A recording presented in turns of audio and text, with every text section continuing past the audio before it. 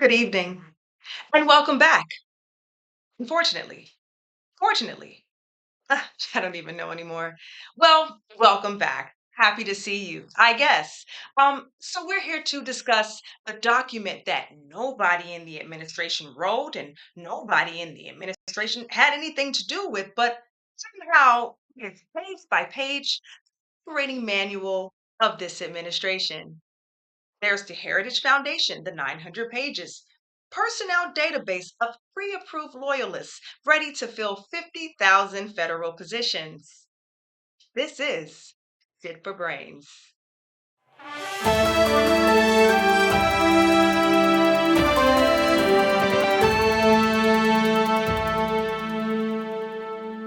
Plan to dismantle the civil service, plan to put the entire executive branch under direct presidential control. Plan that was called a conspiracy theory until it became a budget. This was not improvised. This was written down years in advance by people who knew exactly what they wanted. Can't make this up. At Shit for Brains, we decided to read the manifesto, but we'll spare you all 922 pages of it. Just focus on a small section because I'm still recovering from reading the 225 executive orders. With no further ado, ripped from the pages of the Mandate for Leadership, the Conservative Promise, affectionately known as Project 2025. I have my liquid courage here too. We're going to specifically focus on the chapter on the Agency for International Development. Let's begin. The mission. The U.S. Agency for International Development leads the U.S. government's international development and disaster assistance programs. USAID, USAID, if you're nasty, helps communities to lead their own development journeys by reducing the impact of conflict, preventing hunger and the spread of pandemic disease, and counteracting the drivers of violence, instability, transnational crime, and other threats. In alignment with U.S. national security interests, the agency promotes American prosperity through initiatives that expand markets for U.S. exports, encourage innovation, create a level playing field for U.S. businesses, and support more stable, resilient, and democratic societies that are less likely to act against American interests and more likely to respect family, life, and religious liberty. Now they move on to a brief history of the USAID. USAID was established during the presidency of John F. Kennedy, pursuant to the Foreign Assistance Act of 1961. Now, where have we heard that name? To promote the foreign policy, security, and national interests of the United States. At the height of the Cold War with the Soviet Union, it sought to halt the spread of communism by assisting peoples in the developing world in their efforts to advance economically, socially, and politically. The agency helped to transition Central and Eastern Europe from socialism to free market based democracies. Today, USAID leads the U.S. government's global development and humanitarian disaster assistance responses. Over the years, USAID expanded the number of countries assisted, the scope and size of its activities, and especially its budget. The Trump administration faced an institution marred by bureaucratic inertia, programmatic incoherence, wasteful spending, and dependence on huge awards to a self-serving and politicized aid industrial complex of United Nations agencies, international non-governmental organizations, also known as NGOs, and for-profit contractors. Once started, programs continue almost indefinitely in many countries for decades. USAID's multi-billion-dollar humanitarian programs that were once 80% in response to natural disasters are now 80% in response to violent, man-made crises and have become a permanent and immiserating feature of the global landscape. Under the Trump administration, USAID focused on ending the need for foreign aid by placing countries onto a journey to self-reliance. The administration restructured the agency to reflect this strategic approach to development, streamlined procurement procedures to diversify its partner base, increased awards to cost-effective local, including faith-based organizations, and improved internal governance. It instituted pro-life and family-friendly policies. It promoted international religious freedom as a pillar of the agency's work and built up an unprecedented genocide response infrastructure. The Biden administration treated as a global platform to pursue overseas a divisive political and cultural agenda that promotes abortion, climate extremism, gender radicalism, and interventions against perceived systemic racism. It has dispensed with decades of bipartisan consensus on foreign aid and pursued policies that contravene basic American values and have antagonized our partners in Asia, Africa, and Latin America. It has decoupled U.S. assistance from free market reforms that are a keystone of economic and political stability and has teamed with global institutions to impose central planning dictates on an unprecedented scale. Wasteful budget increases requested by the administration and appropriated by Congress have outstripped USAID's capacity to spend funds responsibly, and U.S. foreign aid has been transformed into a massive and global entitlement program. Reaching the progressive left. The next conservative administration should scale back USAID's global footprint by, at a minimum, returning to the agency's 2019 pre COVID 19 pandemic budget level. It should de radicalize USAID's programs and structures and build on the conservative reforms instituted by the Trump administration. This will require working closely with the U.S. Congress to make deep cuts in the International Affairs 150 account while granting U.S. aid greater flexibility in spending its appropriated funds to achieve better developmental outcomes. Now, when they say make deep cuts in the International Affairs 150 account, we're going to revisit that a little later. Stay tuned. Now let's focus on the key issues. Brace yourself. There's 20 of them. Issue 1, aligning U.S. foreign aid to U.S. foreign policy. Issue 2, countering China's development challenge. Number 3, climate change. Number 4, diversity, equity, and inclusion agenda. Number 5, refocusing gender equality on women, children, and families. Yeah. Number 6, protecting life in foreign assistance. International religious freedom, streamlining procurement and localizing the partner base. Global health. Number 10, updating funding priorities. 11, focusing on holistic healthcare and support for women, children, and families. Number 12, increasing U.S. aid collaboration with faith based organizations. Number 13, leveraging the strength and experience presidential initiatives. Number 14, strengthening the collection of use data and strengthening the collection and use of data. 15, strengthening private sector engagement. 16, improving bureau hiring, staffing, and recruitment practices. 17, holding the UN, the World Health Organization, and multilateral organizations accountable. 18, global humanitarian assistance. 19, oh, this is a big one. 19, leveraging foreign aid to unleash the power of America's private sector. And finally, number 20, branding. Now, that's just the running list. We'll circle back on a couple of the issues.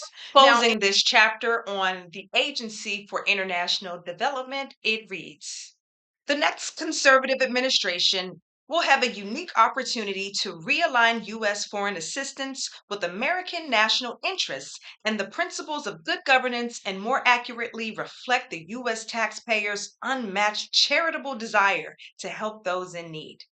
It can build on a strong baseline of conservative reforms undertaken by the Trump administration to counter Communist China's strategy of world domination. However, this will require that bold steps are taken on day one to undo the gross misuse of foreign aid by the current administration to promote a radical ideology that is politically divisive at home and harms our global standing. Yeah. Now, written throughout 2022 and published in 2023, there seems to be a strange phenomenon that we are currently experiencing. Do you remember those 225 executive orders in 2025? Specifically, the 26 signed on January 20th.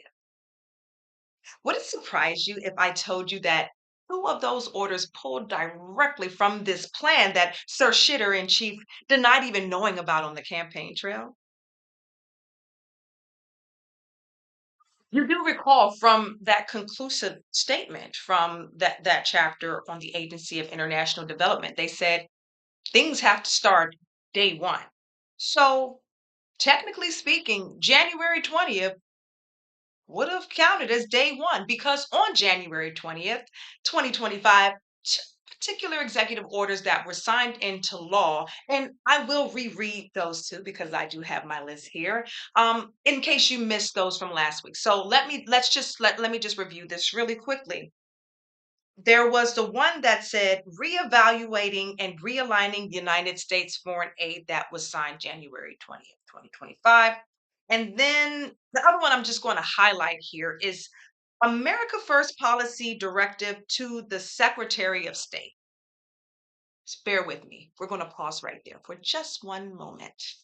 Now, if you recall from the list of the key issues that I just kind of provided just a listing of, let's focus on issue 9 and issue 18 of that list. And I will remind you as to what those are. Issue 9 was global health. The United States is the world's largest funder of global health initiatives. For more than 60 years, the American people have offered health assistance to the world, saved millions of lives. The USAID Bureau is it going to save my life? The USAID Bureau for Global Health, the second largest within USAID, oversees a multi-billion-dollar operation to support maternal and child health, voluntary family planning, PEPFAR, PEPFAR, and the President's Malaria Initiative, both started under President George W. Bush, who was a conservative president, and other initiatives against other infectious and neglected tropical diseases. Effective use of funds is essential to maximize care for the world's neediest people. Countries with strong health institutions and sound public health practices responded quickly to and recovered more rapidly from the COVID-19 pandemic. This demonstrates the importance of localization by which USAID helps governments and the private sector in developing countries to strengthen their own ability to address needed training, services, accountability, and organizational capacity. Unfortunately, many USAID-funded global health activities remain rooted in patterns that began decades ago and measure improvements in terms of inputs, money spent, instead of outcomes achieved. From the 1950s to 1970s, the major recognized threats to human health were infectious diseases such as polio and smallpox, and USAID funded programs in a country, not with a country. In a country, not with a country. I'm just following the quotes that they put in air quotes. Anyway. Maternal and child health, food, water, and sanitation programs were often intermittent. USA consistently financed population control, contraception, and abortion as essential to development. Most programs focused on one disease or condition but had little integration with other global health activities. Chronic diseases were ignored. Consequently, the next conservative administration should focus on updating the Global Health Bureau's portfolio, emphasizing a comprehensive approach to supporting women, children, and families, building host country institutional capacity, increasing awards to local and faith-based partners, expanding what occurred during the Trump administration with the MPI, which, if you recall, would be, oh no, whatever the MPI is, and improving USAID's ability to coordinate with global partners. Now let's take a look at issue 18, which, if you recall, refers to global humanitarian assistance. And it reads, the US government is the world's largest humanitarian funder, annually dispersing billions of dollars in life-saving assistance, food, water, shelter, emergency healthcare, and related protection support to tens of millions of vulnerable people. Funded by the US government through the International Disaster Assistance Account, USA pays for nearly half of the budget of the Nobel Prize-winning UN World Food Program, as well as dozens of simultaneous operations that range from responses to hurricanes in Central America to tackling outbreaks of Ebola in Central Africa and caring for millions of people displaced by ongoing conflicts. USAID's emergency responses once were focused primarily on natural cataclysms such as hurricanes, floods, and earthquakes. Today, the agency spends more than 80% of its humanitarian budget on chronic man-made crises. Most of these emergency responses began years ago and absorbed billions of dollars annually with no end in sight. Every year sees financial demands grow in response to new conflicts, most recently, Ukraine. The budget of the Bureau for Humanitarian Assistance has doubled compared to just a few years ago. And Bureau of Humanitarian Assistance, also known as BHA, can no longer manage its funds responsibly. A politically powerful foreign aid industry that benefits financially from extending and expanding these large-scale programs for years, even decades, ensures little scrutiny of these ever-increasing appropriations. The massive growth in emergency aid distorts humanitarian responses, worsens corruption in the countries we support, and exacerbates the misery of those we intend to help. The permanence of this assistance, particularly in countries where we have little to no in-country presence and must rely on UN agencies to self-monitor, has morphed into a co-governance scheme in which the US government effectively finances the social services obligations of corrupt regimes that threaten the United States. These governments can then redirect scarce budget resources away from costly health and education toward financing their wars, supporting terrorism, repressing their citizens, and enriching themselves. Examples of this abuse are spread throughout the world. Now, they do feel like a lot of the declarations that are made in this are not necessarily backed up with actual numerical factual data, but I'm just going to continue on reading what I see. The next administration should resize and repurpose USAID's humanitarian aid portfolio to restore its original purpose of providing emergency short-term relief, prepare vulnerable communities for transition, and do no harm in the following ways. So there is quite a list. I'll just focus on the three that stood out to me. Number one, work with Congress to make deep cuts in the IDA budget by ending programs that do more harm than good in places controlled by malign actors, such as, and they're all centralized in the Middle East, including Yemen, Syria, and Afghanistan. Second, require USAID and the State Department to devise country-based exit strategies that term limit the duration of humanitarian responses and transition funding from emergency to development projects. Third one, transition from large awards to expensive, inefficient, and corrupt UN agencies, global NGOs, and contractors to local, especially faith-based entities that are already operating on the ground. I wonder if Turning Point USA has any international reach to other communities. Anyway, I digress. Now, you do recall that the two executive orders I pinpointed from January 20th that, you know, was signed on that day along with a host of others. When that executive order was written, that was in January 2025. And, I didn't hear anything else about it as far as next steps or anything more about it. It was quite silent. So hold on to that thought for just one second. I want to tell you something. Okay, do you see that? From NPR on March 10th, 2025. Now, Secretary of State Marco Rubio announces that 83% of U.S. aid contracts will be canceled. And to just go into a little detail as to what he said in said announcement, and I quote, the 5,200 contracts that are now canceled spent tens of billions of dollars in ways that did not serve, and in some cases, even harmed the core national interests of the United States. That was written by Secretary of State Marco Rubio on his X account on that Monday morning of that announcement. So it's interesting to me that the language that he's using in this announcement almost mirrors exactly what was in that document that no one seemed to know about from the administration that was written back in 2022, throughout 2022. Coincidence or conspiracy? Now, that is just one example of the correlation between the conservatives' manifesto written and published in 2023 and the current administration's actions in present day. But I can assure you that throughout those 922 pages of promises, you can see its application in real time, word for word. Hmm. It seems the most frightening conspiracies are the ones with footnotes. Does your brain hurt? Mine doesn't either. But that is all we have for today. This has been Fit for Brains. I am your anchor holding you down during the storm. See you next time, unfortunately or fortunately. But at least keep your head on a swivel at all times as the fires rage on. Good night and stay hydrated. Trump turd, jummy sprains, and ain't shit we can do about it. Do about it, do about it, do about it. Shit for brains, so take a seat so we can talk about it. Talk about it, talk about it, talk about it.